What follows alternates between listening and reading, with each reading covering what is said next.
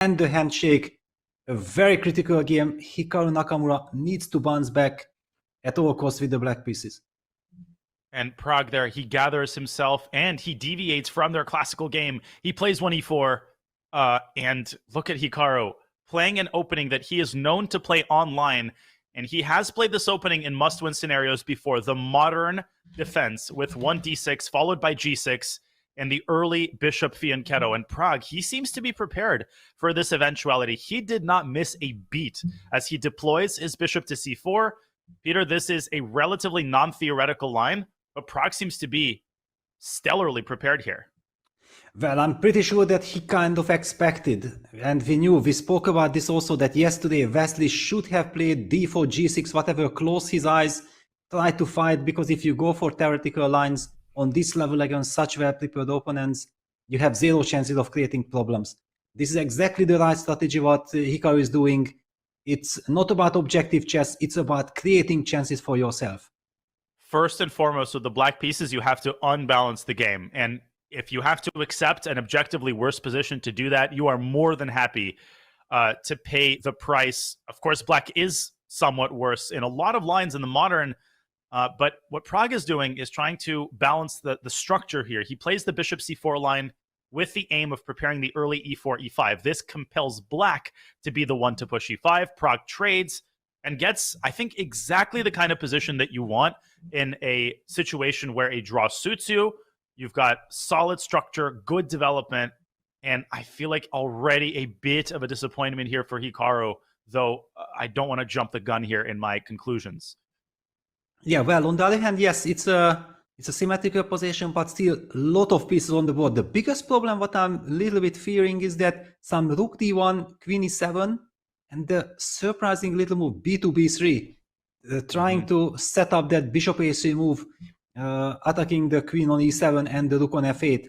That's a move which might force black to some more trades with rook d8, and the more pieces you trade, the less likely you will get enough counter chances. So I feel like Hikaru wants to keep all his pieces on the board.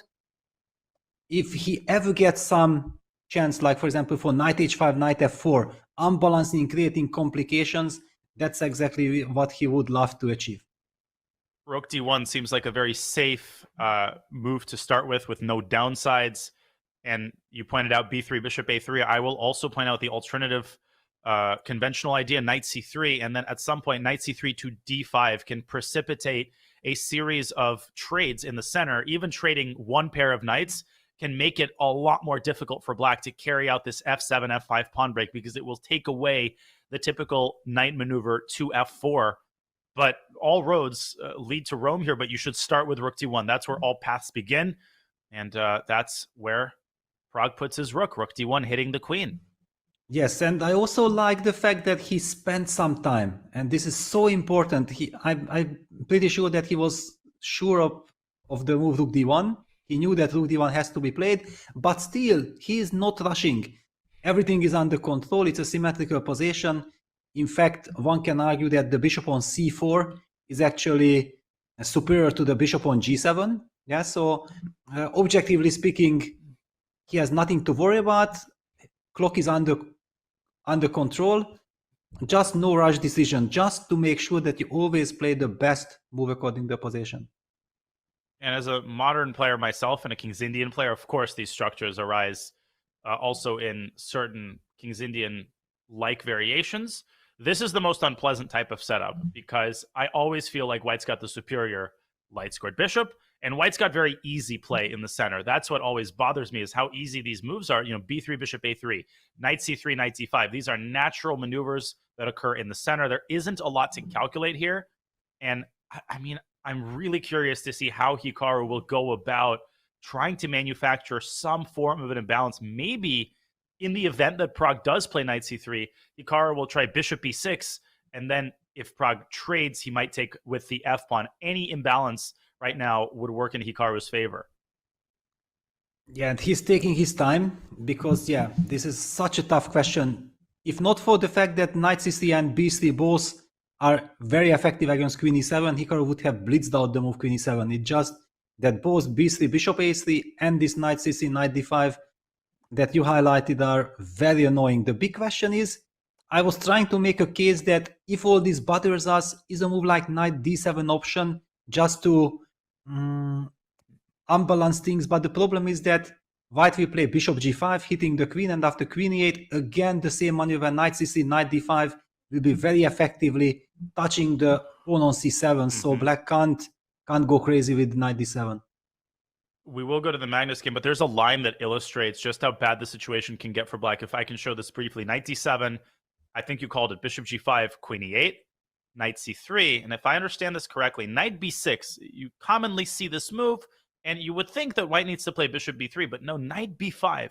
And it's literally impossible for black to defend c7. Moreover, after knight takes c4, knight takes c7, the queen is literally trapped. The queen has no squares.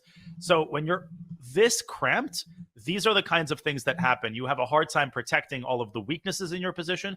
And Hikaru is trying to make a move, a provocative move that maybe unsettles Pragg a little bit. Bishop c8 to d7. I maintain that in a classical game, first of all, he wouldn't reach this position, but if he did, he would play queen e7. But desperate situations call for desperate measures, Peter.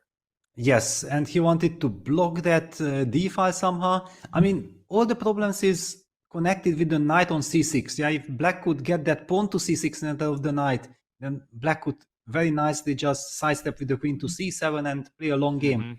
But because of this knight c6, that's why the plan that you mentioned, and instantly I'm truly impressed that you seem to really be feeling this position. You explained that this is what you are most worried of with black, yeah, that white can with very simple measures treat this type of positions.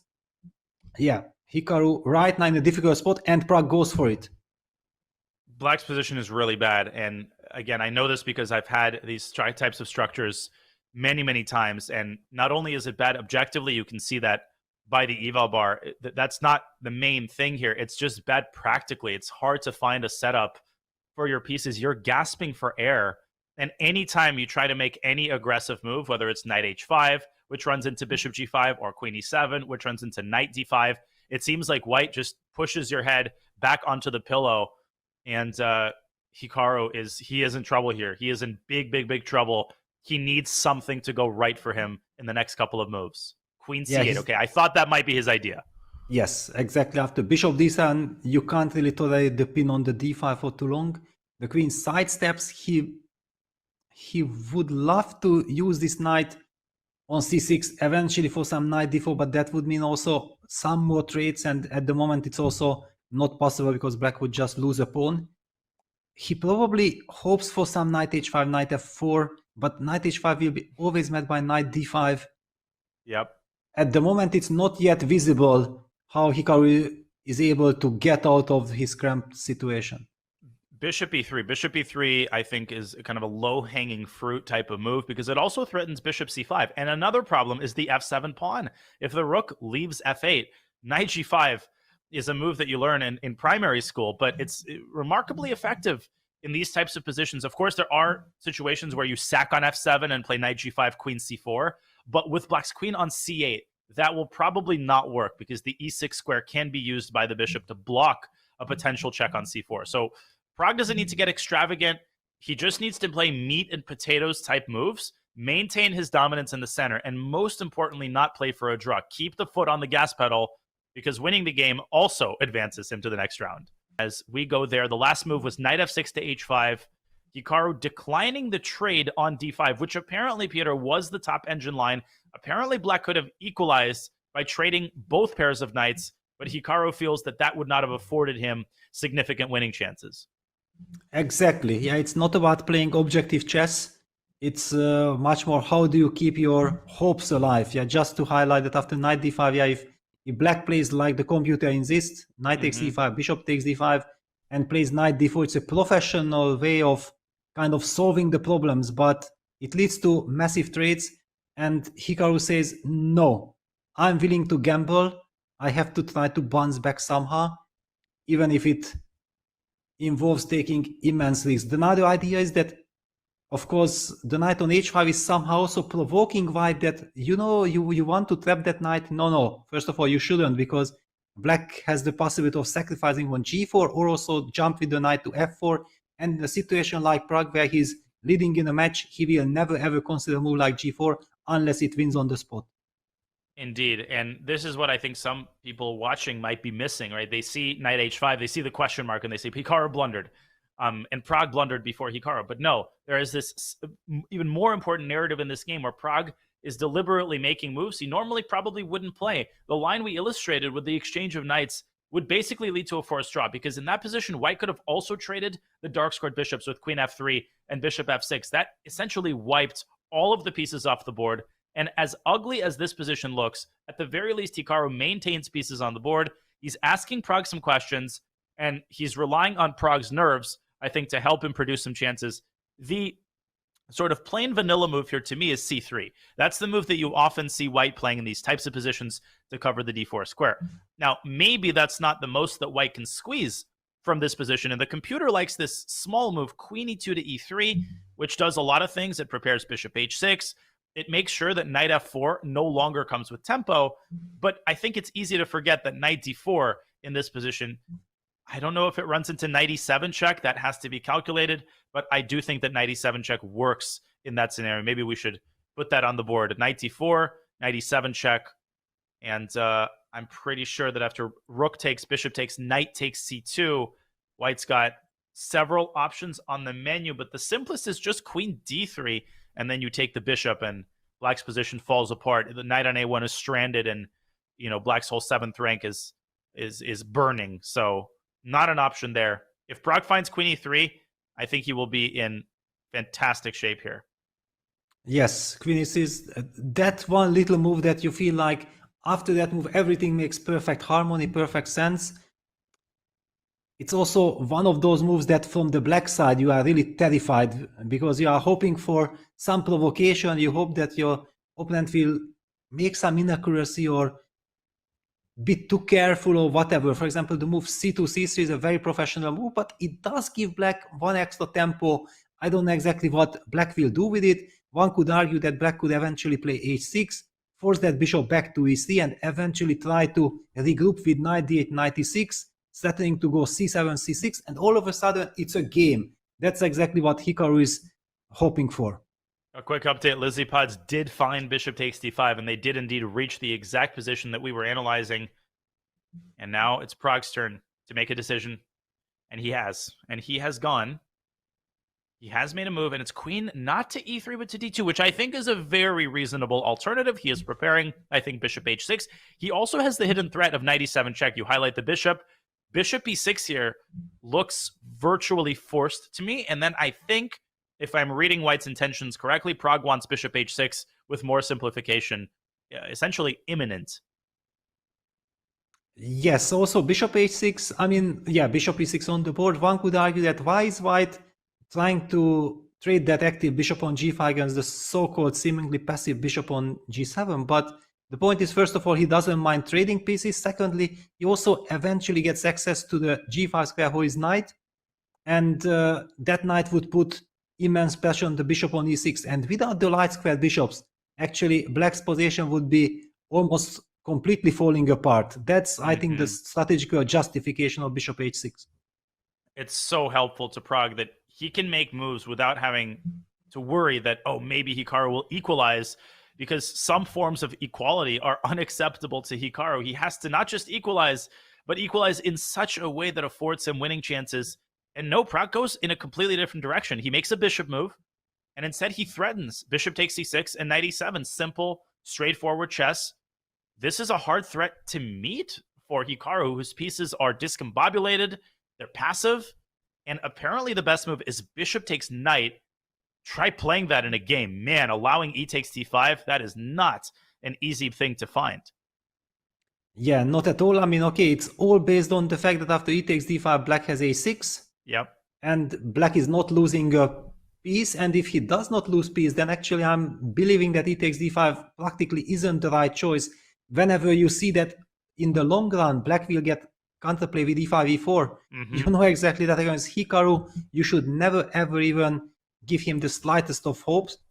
I'm believing that after bishop d5, we might simply be seeing queen takes d5, keeping everything intact and basically making sure that Black will not have any serious counterplay. I'm expecting king h8 by Hikaru, and Hikaru's strategy here is to keep as many pieces on the board as possible, to keep as much tension as possible. So king h8 would take the sting out of white's threat, because knight e7 would no longer come with a check and therefore would no longer come with a fork. I'm still pretty partial to this bishop h6 concept because it also opens up the g5 square for white's knight. But Pragg could also take it slow. He could play c3 at any moment. And he has the luxury of being able to play slow or being able to play fast. I just don't see a clear path for Hikaru to improve his winning chances here. Maybe f7, f5 needs to be tried, by hook or by crook. He has to create some complications. And at this point, he doesn't have much to lose. He might as well try. Yes, I mean, basically the move king h8 followed by f5 is very much typical Hikaru. The big question, and I feel like looking at the position, we might get the feeling that, everything worked to perfection for Pragg. However, there is a very important moment that we have to highlight, that Pragg has burned already more than 30 minutes on the clock, including the increment even more. He's down to 12 minutes and it's only move 14. So by gambling and going into inferior position, actually Hikaru forced Pragg to make some very difficult decisions, which took him time. And the less time he has, the more chances for Hikaru that eventually in some time scramble, he can hope for a miracle. That's exactly the thing. And that's another reason that you often go away from theory. It's not just to avoid a potential drawing line. It's also to make your opponent think as early as move 4 or 5, which is what happened in this game. Pragg had to choose the proper setup. He burned a lot of clock because of it, as you're indicating. And the longer Hikaru can keep the tension, the more time he takes off Pragg's clock, the higher the chance that something crazy happens in a time scramble, even if his position remains objectively bad. So Hikaru himself down to 13.5 minutes. It seems like he's pretty close to making a move. Yes, terrible, and also practically speaking, it's terrible. Yeah, he was doing all this to himself in order to create winning chances, but we only see the chances that are coming for white. White has just set up the move rook d1, d2 in order to double on the d file. Then that bishop on d7 will be vulnerable. There are all kinds of tactics. Even after a6, I was suddenly not even sure that white has to move the bishop or is able to go for the tactics with rook a d1. In any case, he can also just move the bishop back to a4. Hikaru in a very, very difficult situation. Yeah, I mean, I think that the visual just misery says it all, right? You don't even need to analyze the position or look at moves to understand that Hikaru is running out of ideas. He is trying to nibble around the edges. He chases the bishop away. Pragg instantly drops it back to a4, keeping the tension, the pressure on black's pieces. His next move, rook a to d1, the bishop on d7 on the verge of collapse. If the bishop moves, you lose the knight on c6. I mean, it's like the most fragile construction ever. It's a building that's starting to tumble and fall down, creaking and collapsing, and everything is weak here for Hikaru Nakamura. It will, at this point, Peter, take a miracle for him to pull off even a draw in this position, but let alone a victory. Yes, exactly. I mean, his back is pushed to the wall. He doesn't have the slightest counterplay. Yes, one could argue that, okay, if the pressure on the a4 e8 diagonal is so big, then why don't black play the move b5? The problem is, yeah, b5 played, bishop b3. It does not solve the problem. It weakens some more squares. Yeah, rook a7 trying to protect that pawn on c7. But if you already have to play moves like rook a7, it signals that Hikaru is in a deep trouble. These might be Hikaru Nakamura's last moments in the 2023 World Cup. Will his loss come at the hands of this incredibly exciting 18-year-old now, as of yesterday, Rameshbabu Praggnanandhaa, who has played spectacular chess all tournament long? He just needs a few more accurate moves. He needs to keep his nerves under control. He needs to keep his clock under control, and I'm positive that he will play rook ad1. That move is begging to be played. And yes, but there is some stunning defense thanks to rook a7. So Hikaru is not going down without a fight. He wants to set up knight d4, knight takes d4, e takes d4, and eventually c5, c4, trapping that bishop, rook protecting the bishop. But he's got knight b8 instead. I think Hikaru just kind of giving up hope. If you have to undevelop a piece and put it on its initial square on move 21, that is the worst sign of all. It also gives up the c5 square for the white queen, which now comes with a tempo against the rook on a7. Pragg continues to tighten the screws further and further, the noose tightening around black's neck here. Yeah, by the way, actually white has different ideas. Queen c5, queen e3. Wait, also this knight on h5. Sorry to cut you off, Peter. White is a forced to win. Queen c5, rook b7, knight e7, and knight c6. That wins a piece and wins the game on the spot. Pragg can win this with queen c5. Yeah, just to highlight, yeah, if rook b7, knight e7, queen d8, and knight c6. And unbelievable tactics he's found on the board. Sorry to cut you off there, Peter. I just felt like this is potentially the end of Hikaru Nakamura's road. Knight e7. It's a double attack. It's a double attack on the rook as Hikaru looks off to the side. Queen b7. There is g4, sending the knight to f4, clearing the d-file, and black loses the bishop on d7. This one's over. Queen b7 tried g4. G4 ends it. Yeah, now that the black queen was forced from the diagonal, yeah, white can play g4 and there is no more sacrifice on g4. Hikaru, but also, I think, knight, you know, there are also tactics like knight moves somewhere and then rook takes d7. It also could be checkmate with the queen on b7, rook on a7. Absolutely. Knight f4 could be calculated, but g4 will trigger, I think, resignation. And Pragg sees it. He sees it. A little hesitation, some nerves, double checking, making sure, scanning the board, and he retracts his hand. G4 is what stands between Pragg and qualification. Just making sure that that move has the desired effect because it does weaken the king. It is a committal move, but just look at Nakamura's pieces, and he has done it on the board. Yes. It's over. And look at this, yeah. Everything is written on Hikaru's face. What an incredible game, honestly, Peter. It's not that Pragg eked out a draw somewhere, and Hikaru, of course, has continued to try to stir up complications, but this is a moot point. Knight b6, I think, for one thing, forces bishop takes g4. It's the way in which he's doing it. He's doing it from a position of strength. He outplays Hikaru in a game where he only needs a draw. Yeah, now every move is winning. The big question is which one he will choose. Knight b6, the best move on the board. And I don't see any defense. Bishop takes g4 and knight f4. Yeah, but also then rook d7 basically wins the queen, but I don't feel like winning that queen. I don't want to free those pieces. Black is completely tied on. Nothing moves. For sure. And Hikaru, we're entering the territory where he might resign. Since this is, his last moments, I think he is going to try a couple more moves. Why not? Why not test your opponent to the end? But what an incredible display this is by Pragg. And the reason he's winning a piece, the d7 bishop is hanging, the h5 knight is hanging, and he has indeed given up the bishop on d7. So now Pragg has to win the queen, but the king is perfectly safe, Peter, on h2 because the second rank is held by the knight on f3. Yes, and basically black's king on g7 also very vulnerable with the pawn on f6. Pragg needs to keep his nerves in check, but the position, chess-wise, the game is over. Indeed, and he takes on d7.